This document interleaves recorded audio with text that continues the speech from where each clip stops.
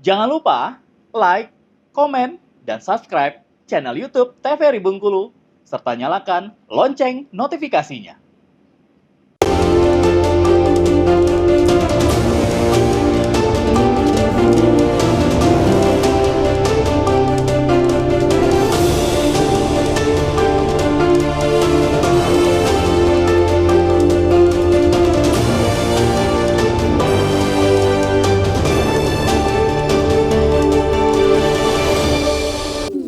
Assalamualaikum warahmatullahi wabarakatuh. Halo pemirsa TVRI Bengkulu, berjumpa kembali bersama saya bersama Dani di Berendo TVRI Bengkulu. Pemirsa, pada Jumat dini hari 23 Mei 2025 pukul 2.52 waktu Indonesia bagian Barat, wilayah Bengkulu diguncang gempa bumi berkekuatan magnitudo 6,3 yang menyebabkan kerusakan oleh ratusan rumah warga. Pemerintah menetapkan status tanggap darurat hingga 29 Mei 2025 dan juga berbagai upaya telah dilakukan oleh pemerintah untuk pemulihan pasca gempa ini. Dan bersama saya di sore hari ini kita akan membahas dari sisi akademisi dan juga psikolog terkait dengan tema kita di sore hari ini, penanganan pasca gempa bumi 6,3 magnitudo. Sudah hadir bersama saya di sore hari ini ada Bapak Sulistyo Wardoyo selaku akademisi UNIF. Selamat sore Bapak. Sore. Sehat Pak? Sehat, alhamdulillah. Gimana kesibukannya akhir-akhir ini Bapak? Ya, masih seperti dulu. Masih seperti dulu ya.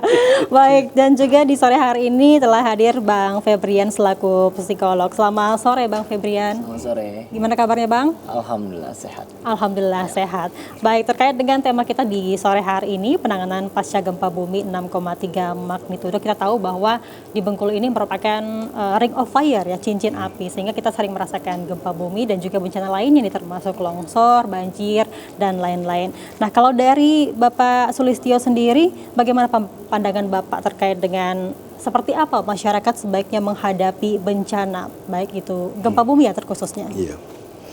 Yang menjadi menarik gitu ya, bencana itu nggak ada undangan kalau bagi pemberitahuan. Jadi apapun masyarakat harus siap siaga dalam menghadapi bencana tadi, karena persoalannya Bengkulu ini daerah yang secara secara geologi itu menjadi menarik karena apa? Kita berhadapan dengan laut, di belakang kita berhadapan dengan gunung. Lah gunung itu juga sesar Sumatera namanya. Di depan laut kita juga ada juga, sehingga kita memang kaitannya dengan bencana memang itu nomor 7 di Indonesia ya. Yang terkuat adalah di Indonesia bagian timur. Itu kita urutan ke-7. Tapi yang menjadi menarik bahwa posisi kita di Bengkulu ini semuanya kota itu ada di pinggir laut gitu. Sehingga kalau terjadi bencana besar itu yang menjadi masalah. Tetapi ada satu hal yang harus dipahami bahwa kalau terjadi gempa itu kalau masih goyang masih bisalah kita pelan-pelan gitu ya, artinya. Tapi kalau sudah gempa naik turun tidak harus loncat itu, nggak bisa, itu pasti kerusakan banyak sekali. Karena kita terjadi gempa di mana-mana, asal gempa itu naik turun sudah. Itu yang bisa kita lihat. Nah, bagaimana masalah kaitannya dengan kesiapan masyarakat Bengkulu? Ini lebih menarik lagi gitu. Masyarakat itu ada semacam rasa takut gitu ya. Tapi ya hanya sebentar gitu, masalah tsunami dulu, semuanya orang sibuk gitu. Setelah gini sudah dia lupa lagi gitu. Nah, ini yang menjadi perhatian pemerintah, mestinya bagaimana selalu mengingatkan kondisi Bengkulu, situasi yang harus dihadapi, karena tadi kebutuhan manusia itu namanya bencana itu sudah nggak bisa ditawar lagi. Karena apa? Relawan menunggu dana, ya seperti itu. Nggak bisa dia datang mendadak membantu kita. Pemerintah daerah rapat dulu, polisi, tentara, apa Mbak? Perintah, gitu ya. Perintah. Tetangga kita mendahulukan diri sendiri dan keluarga. Ini menjadi berat. Artinya kalau kita pikir sampai sejauh itu, tapi kesiapsiagaan itu harus mulai dari rumah. Ya, salah satu contoh, mohon maaf ya, ini tidak tradisi. Kalau rumah kita itu di daerah bencana, pintunya itu ya bukanya keluar lah. Gitu ya. Jadi kalau ada gempa itu tinggal kita tendang aja, buka deh. Tapi kalau pintu dibuka mundur bisa ketumbur anaknya lagi. Kasus Padang di tempat apa dulu, lembaga kursus ya, itu mati semua karena tadi pas mau dibuka dorong belakang udah nggak bisa lagi. Makanya mestinya seperti itu.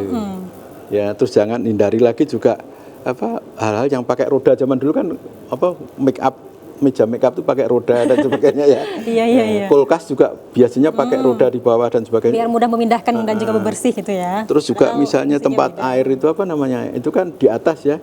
Nah, kalau bisa beli yang di bawah, jangan yang kalau itu sekali pecah licin kita mesti jatuh. Baik. Nah, itu kira-kira kayak gitu Mbak, cerita agak panjangnya. Iya, berarti dari kondisi rumah pun juga harus diperhatikan. Ya. Nah, mungkin dari segi bangunan rumah, gitu kan, dan juga kesiapsiagaan ketika terjadi bencana gempa tadi ya, seperti Bapak bilang ya, seharusnya dibukanya keluar nih, jangan ke dalam. Tapi kebanyakan di Bengkulu kayaknya buka di dalam, Pak ya. Iya, tradisi. Bukanya ya. ke arah dalam, bukan ke arah luar gitu ya. Keluar. Dan juga masyarakat juga sebenarnya yang pergi merantau ke Bengkulu juga sedikit kaget gitu ya dengan Bengkulu yang sering kali gempa gitu kan. Mungkin mereka juga tidak terbiasa. Tapi kalau dari Bang Febrian sendiri seperti apa dari sisi psikolog sendiri menghadapi bencana itu seperti apa? Kita harus mempersiapkan dirinya. Ya, tentunya tadi seperti yang disampaikan Bapak Sulistyo ya, bahwa memang kondisi bencana ini khususnya Bengkulu ya, memang sering ya dilanda khususnya bencana gempa bumi. Dan memang gempa bumi ini kan sebuah bencana yang tidak ada pemberitahuan biasanya, tiba-tiba saja gitu ya. Dan hal ini juga tentunya terkadang kesiapan individu atau seseorang juga ada yang memang sudah mempersiapkan diri jauh-jauh hari bahwa akan ada bencana misalnya ya, seperti mempersiapkan tadi pintunya misalnya hal-hal kecil, maupun mempersiapkan hal-hal lain, kesiapan secara mental ya. Tetapi juga sebagian besar masyarakat tentunya karena memang bencana ini tanpa alarm biasanya atau memang tanpa pemberitahuan lebih dahulu ya, memang hal ini secara mayoritas akan membuat shock ya, membuat shock individu yang memang terkena bencana ya. Jangankan yang terbiasa dengan bencana ya, apalagi individu-individu yang saya rasa mayoritas misalnya yang berada di bibir pantai misalnya gitu ya, apalagi dengan isu-isu terkini dan sekarang dengan zaman yang sosial medianya lebih mudah dijangkau ya, dan melihat berita-berita yang saya rasa mudah diakses, tentu juga di sisi positifnya bisa mempersiapkan diri dengan baik, tetapi juga di sisi negatifnya ada juga hal-hal yang bikin lebih menakutkan nih secara psikologis. Nah, tetapi ketika bencana ini datang ya, khususnya kepada apalagi yang terkena dampak ya, katakanlah korban ya, misalnya yang rumahnya roboh misalnya, bahkan yang ada korban itu memang benar-benar memiliki sebuah kejadian yang sangat besar. Nah, inilah yang disebut dengan periode atau proses krisis manusia. Ketika individu terkena stres yang sangat tinggi misalnya, apalagi dengan hal ini contoh kasusnya gempa bumi, pasti situasi ini disebut dengan krisis ya, atau situasi krisis. Nah, situasi krisis ini juga harus dipersiapkan oleh individu ya, karena sebenarnya bukan cuma gempa bumi aja, tetapi banyak hal-hal lain yang memang bisa menerpa atau menimpa individu yang mengalami stres yang sangat tinggi. Nah, kita sekarang kan berbicara tentang gempa bumi yang beberapa waktu lalu ya, dan beberapa masyarakat khususnya di Bengkulu terkena dampaknya. Ini tentunya masyarakat yang terkena dampaknya pasti mengalami periode krisis, di mana periode krisis ini merupakan pintu masuk dalam berbagai hal kondisi psikologis. Nah, ketika individu di masa krisis ini bisa melewati dan beradaptasi dengan baik, maka individu tersebut tentunya akan bisa beradaptasi dengan positif.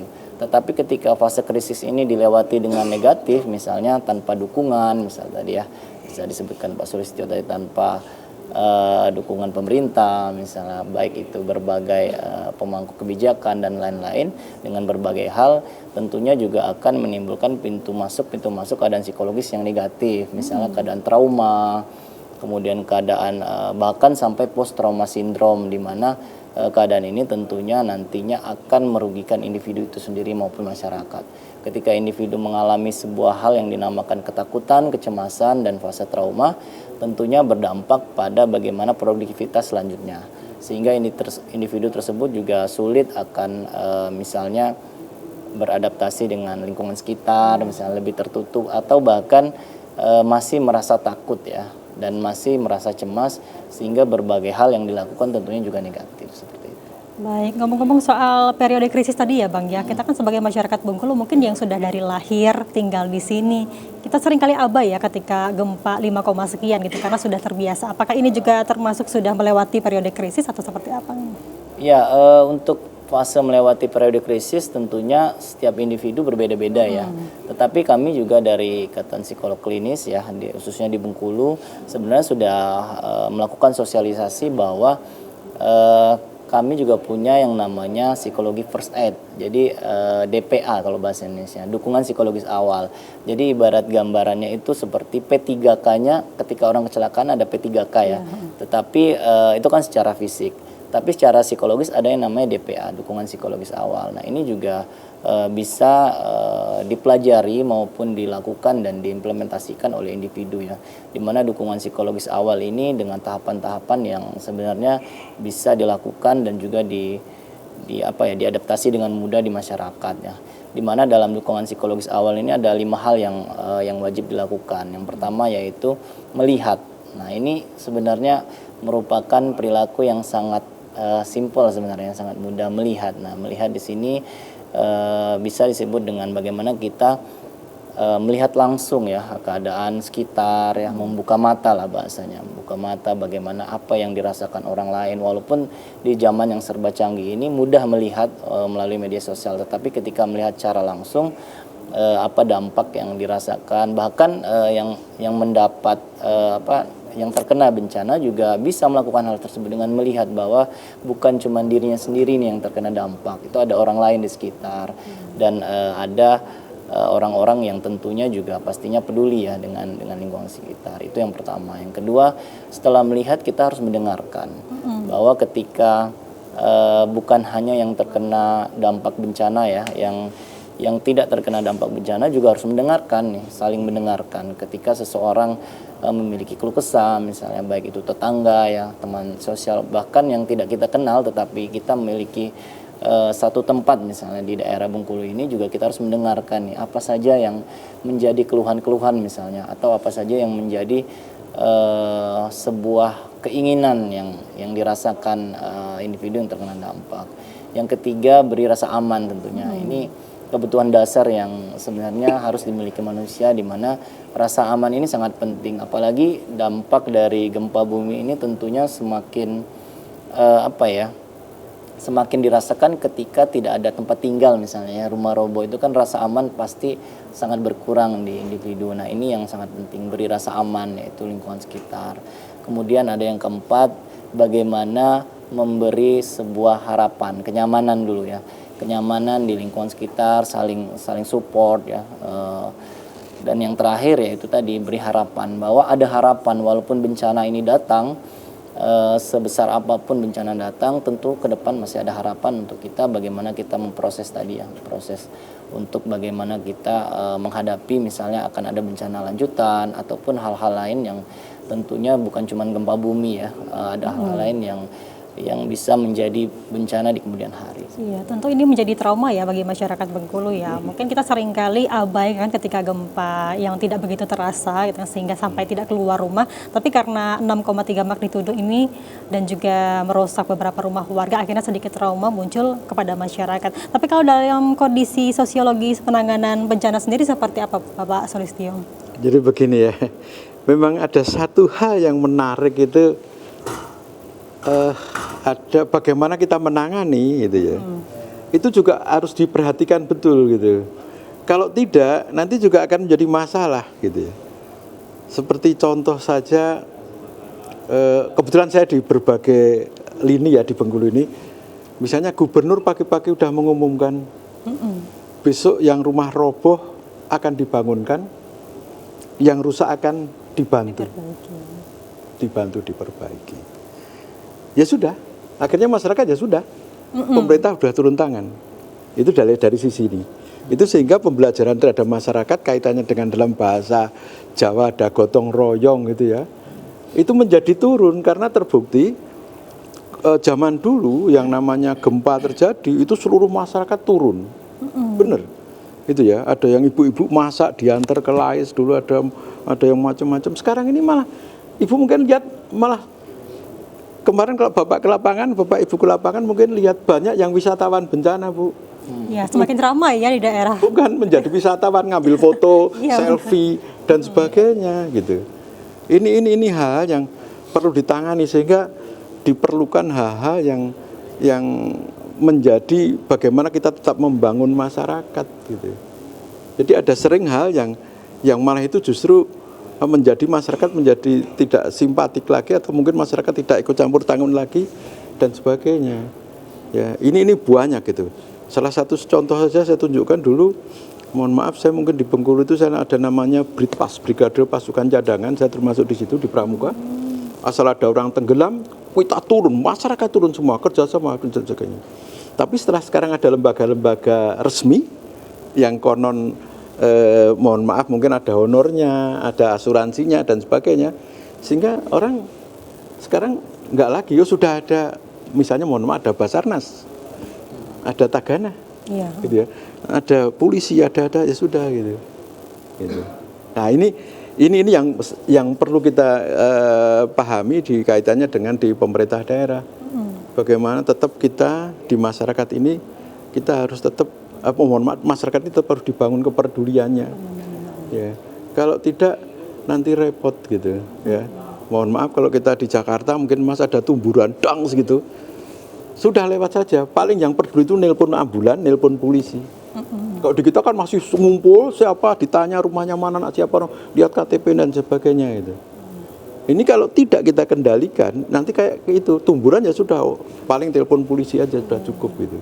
Nah, ini yang harus diwaspadai di Bengkulu kaitannya dengan penanggulangan bencana.